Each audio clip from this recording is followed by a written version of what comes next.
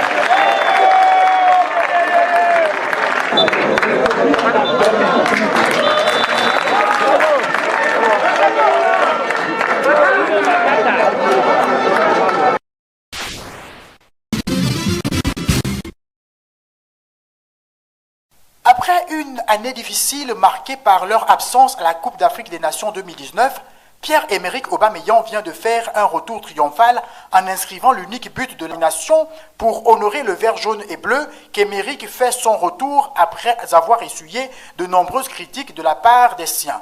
Notons que le Gabon affrontera le Maroc à domicile en match amical le 15 octobre prochain. Au Burkinabé, autant le dire, les Zimbabwéens ne l'ont pas démérité, mais les Burkinabés étaient très forts, comme ici sur cette sortie de Chimba Braché à la 2e minute. Les Zimbabwéens qui sont allés eux aussi, la passe en retrait, reprise par Javarani, mais qui passe à côté des buts du portier Sawadogo. Voici le centre de René Zungrana, le ballon qui échappe à tout le monde, mais Issouf Soso est resté vigilant, lui qui a vu arriver sur lui le ballon, et la réponse de Patson Joare qui marque d'un joli extérieur du gauche, apprécié par son coach, le centre sur la tête de Soumaïla Ouattara et Sansada qui ne peut marquer ce ballon seul face au gardien. Le centre et Ismaïla Ouedraogo qui échoue sur Chimba Braché. Les Burkinabés toujours dangereux, mais Chimba Braché qui leur répond du tic au tac.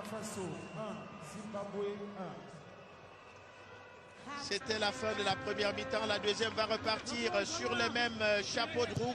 Le centre de Belém, la tête qui arrive sur Chimba Braché, qui est le véritable héros, qui retarde toutes les actions.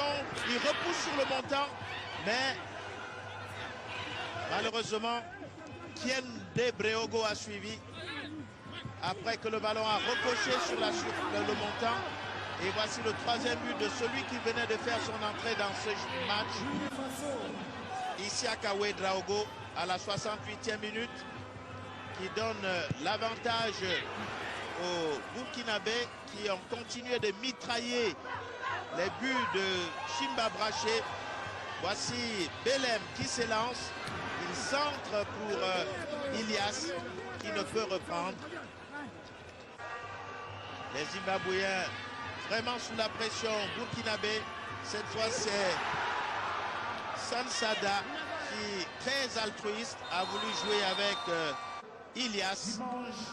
Mais celui-ci s'est écroulé avant la... La Guinée-Conakry et le Burkina Faso se neutralisent.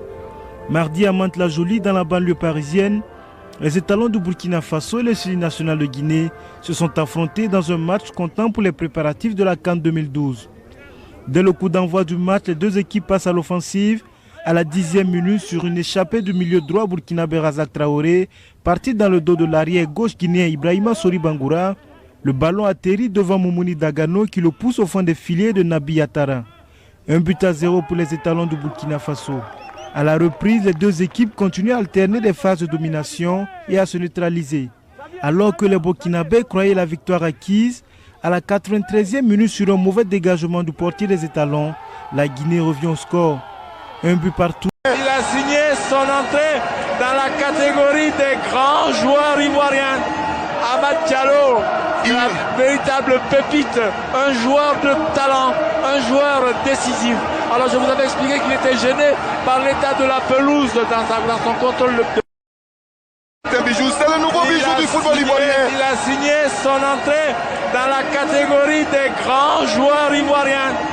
Amad Diallo, la véritable pépite, un joueur de talent, un joueur décisif. Alors je vous avais expliqué qu'il était gêné.